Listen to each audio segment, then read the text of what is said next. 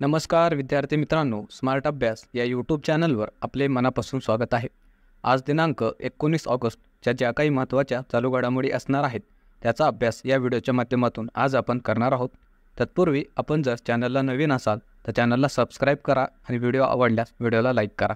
तसेच हा व्हिडिओ आपल्या विद्यार्थी मित्रांना पण नक्की शेअर करा, जेणेकरून याचा फायदा आपल्या मित्रांना सुद्धा होईल। चला मग सुरुवात करणार आहोत काल दिलेल्या होमवर्क क्वेश्चनने। तर कालचा होमवर्क क्वेश्चन असा होता, जगप्रसिद्ध लोणार सरोवर कोणत्या जिल्ह्यात आहे? तर ऑप्शन्स आपल्या समोर आहेत। याचं उत्तर बऱ्याच जणांनी कमेंटमध्ये दिलेलं आहे मित्रांनो, आणि ज्यांना याचं उत्तर माहिती नसेल त्यांच्यासाठी आज आपण उत्तर डिस्कस करणारच आहोत। तर ऑप्शन्स आपल्या समोर आहेत आणि याचं योग्य उत्तर असणार आहे ऑप्शन नंबर ए, बुलढाणा या ठिकाणी जगप्रसिद्ध असं लोणार सरोवर आहे। तर त्याविषयी थोडीशी एक्स्ट्रा माहिती पण आपल्याला माहिती असणं गरजेचं आहे। हे जे काही लोणार सरोवर आहे त्याची निर्मिती हजारो वर्षापूर्वी उल्कापातामुळे झालेली आहे आणि हे खाऱ्या पाण्याचं सरोवर आहे। आणि हे जे काही लोणार सरोवर आहे मित्रांनो, ते रामसर स्थळांच्या यादीमध्ये समाविष्ट करण्यात आलेलं आहे। हे पण एक्स्ट्राची इन्फॉर्मेशन आपल्या परीक्षेच्या दृष्टीने अतिशय महत्त्वाची आहे। यावर आपल्या परीक्षांमध्ये प्रश्न विचारले जातात, म्हणून आपण हे पण लक्षात ठेवणं गरजेचं आहे। त्यानंतर पहिला प्रश्न बघणार आहोत चालू घडामोडीचा। तर प्रश्न असा आहे की 70व्या राष्ट्रीय चित्रपट पुरस्कार 2024 सोहळ्यामध्ये सर्वोत्कृष्ट चित्रपट कोणता ठरला आहे? ऑप्शन्स आपल्यासमोर आहेत आणि याचं योग्य उत्तर असणार आहे ऑप्शन नंबर ए, अट्टम हा जो काही चित्रपट आहे तो या राष्ट्रीय चित्रपट पुरस्कार सोहळ्यामध्ये सर्वोत्कृष्ट चित्रपट ठरलेला आहे। मित्रांनो, त्याविषयी थोडीशी माहिती बघायची आहे आपल्याला।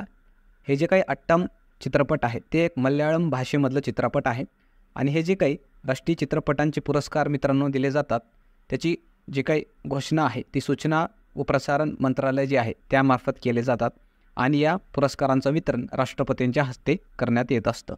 सर्वोत्कृष्ट अभिनेता कोण आहे हे आपल्याला लक्षात ठेवायचं आहे। 2-4 बाबी, जसं की सर्वोत्कृष्ट अभिनेता, अभिनेत्री आणि सर्वोत्कृष्ट दिग्दर्शक यावरच आपल्या परीक्षांमध्ये प्रश्न विचारले जातात।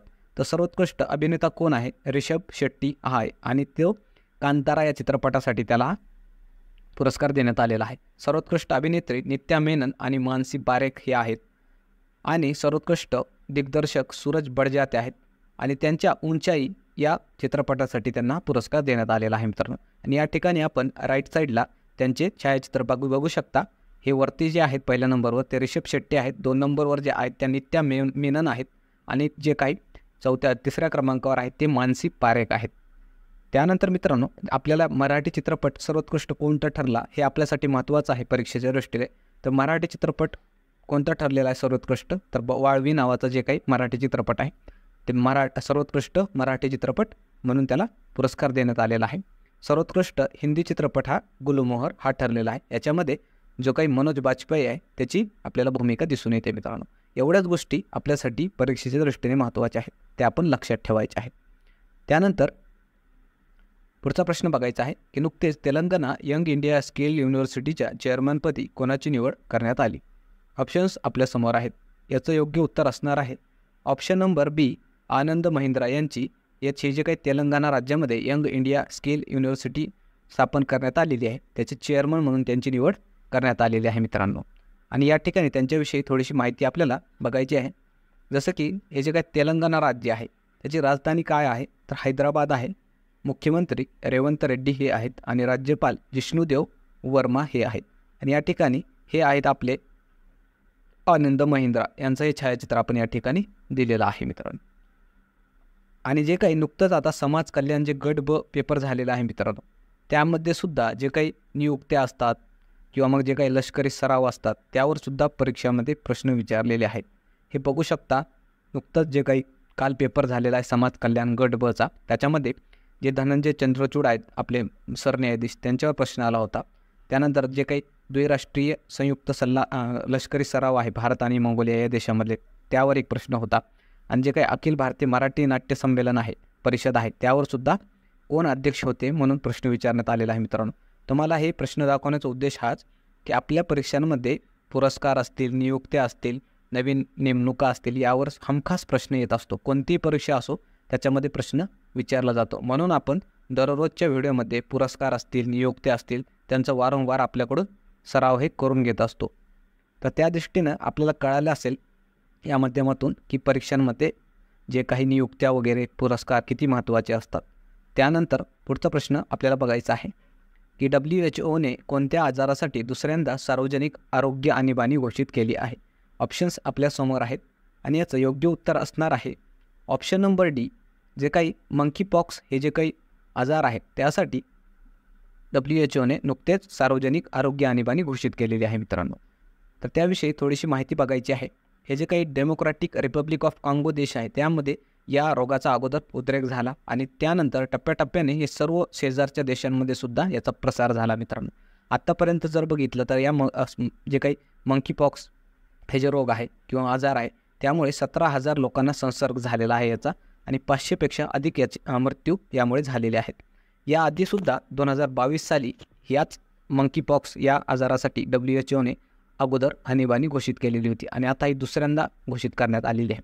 तसेच मित्रांनो आपल्याला जो काही मंकी पॉक्स हा आजार आहे त्यावरसुद्धा परीक्षांमध्ये प्रश्न विचारला जाऊ शकतो.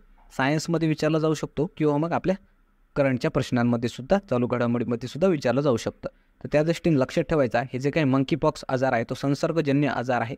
हा व्हायरल डिसीज आहे अर्थात विषाणूजन्य आजार आहे. आणि याचे लक्षणे काय असतात तर हे जो काही आजार ज्यांना होतो त्यांच्या अंगावर फोडे येतात, ताप येणं असेल, पुरळ येणं अशी काही लक्षणं दिसून येतात. तसेच आपल्याला जे काही वर्ल्ड हेल्थ ऑर्गनायझेशन अर्थात WHO जे आहे ते आपल्याला त्याविषयी इन्फॉर्मेशन एक्स्ट्राची पण लक्षात ठेवणं गरजेचं आहे. जसं की स्थापना त्याची कधी झाली तर 7 एप्रिल 1948ला झालेली आहे. त्याचं मुख्यालय जिनिव्हा जे की स्वित्झर्लंड या देशामध्ये आहे आणि सध्या WHOचे प्रमुख म्हणून टेड्रोस ॲडहानोम हे आहेत मित्रांनो. हे पण एक्स्ट्राची इन्फॉर्मेशन आपल्या परीक्षेच्या दृष्टीने अतिशय महत्त्वाचे आहे आणि हे परीक्षांमध्ये आपल्याला विचारलं जात असतं. आणि या ठिकाणी आपण बघू शकता हे जे काही दिसत आहे त्या प्रकारे हातावर फोडे वगैरे येतात मित्रांनो, पुरळ येत असते. तर त्या चित्रामधून तुम्हाला ते क्लिअर झालंच असेल. त्यानंतर पुढचा प्रश्न आपल्याला बघायचा आहे की पॅरिस पॅरा ऑलिम्पिक 2024च्या उद्घाटन समारंभामध्ये भारतीय ध्वजवाहक म्हणून कोणाची निवड करण्यात आली आहे. ऑप्शन्स आपल्यासमोर आहे आणि याचं योग्य उत्तर असणार आहे ऑप्शन नंबर डी, बी आणि सी. अर्थात सुमित अंतिल आणि भाग्यश्री जाधव हे जे काही 2 पॅरा ॲथलीट आहेत त्यांची या पॅरा ऑलिम्पिकमध्ये भारताचे उद्घाटन समारंभामध्ये भारतीय ध्वजवाहक म्हणून निवड करण्यात आलेली आहे मित्रांनो.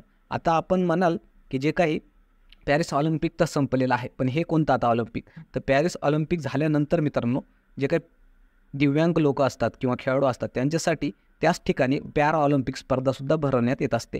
आता त्याची सुरुवात होणार आहे त्या दृष्टीनं हा प्रश्न आपल्यासाठी महत्त्वाचा आहे. त्याविषयी थोडीशी एक्स्ट्रा माहिती आपल्याला बघायची आहे. हे जे काही सुमित अंतिल आहेत ते भालाफेकपटू आहेत. त्यानंतर भाग्यश्री जाधव ही महाराष्ट्रीयन आहे मित्रांनो आणि शॉर्टपुट या खेळ प्रकारामध्ये ते पॅरा ऑलिम्पिकमध्ये सहभाग घेत असतात. हे आपण लक्षात ठेवणं गरजेचं आहे.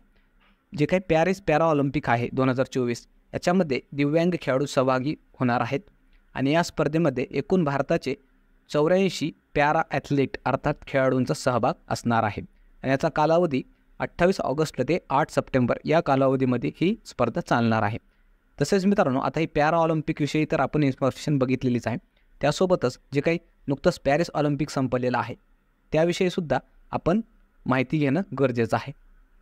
जसं की याचं आयोजन पॅरिस ऑलिम्पिकचं कोणत्या देशात झालं होतं तर फ्रान्स या देशामध्ये आणि त्याची राजधानी पॅरिस आहे त्या ठिकाणी झालेलं होतं आणि त्याचा कालावधी किती होता 26 जुलै ते 11 ऑगस्ट असा होता. त्या स्पर्धेमध्ये भारतीय मशालवाहक कोण होते तर अभिनव बिंद्रा हे होते. भारतीय संघाची स्पॉन्सरशिप अडानी ग्रुप जी काही कंपनी आहे तिनं केलेलं होतं आणि याच पॅरिस ऑलिम्पिकमध्ये भारताचे chef day mission Gagan Narang हे होते. तसेच मित्रांनो हे जे काही पॅरिस ऑलिम्पिकमध्ये उद्घाटन समारंभामध्ये भारताचे ध्वजवाहक कोण होते विचारलं तर शरद कमल आणि PV सिंधू होते आणि जे काही समारोप समारंभ होते त्याच्यामध्ये ध्वजवाहक कोण होते विचारलं तर मनु भाकर आणि PR श्रजेश हे होते. भारताने या स्पर्धेमध्ये एकूण 6 मेडल जिंकलेले आहेत. शूटिंगमध्ये 3 कांस्य पदक जिंकले, कुस्तीमध्ये 1 कांस्य पदक, भालाफेकमध्ये 1 सिल्वर मेडल जिंकलेलं आहे आणि हॉकीमध्ये 1 कांस्य असं फक्त भारताला 6 पदक जिंकता आलेले आहेत. ही इन्फॉर्मेशनसुद्धा आपल्याला सोबतच लक्षात ठेवायचे आहे कारण यावर आपल्याला आता येणाऱ्या पुढच्या परीक्षांमध्ये 100% प्रश्न विचारले जाणार मित्रांनो. म्हणून आपल्याला ही इन्फॉर्मेशन लक्षात ठेवणं अत्यंत गरजेचं आहे.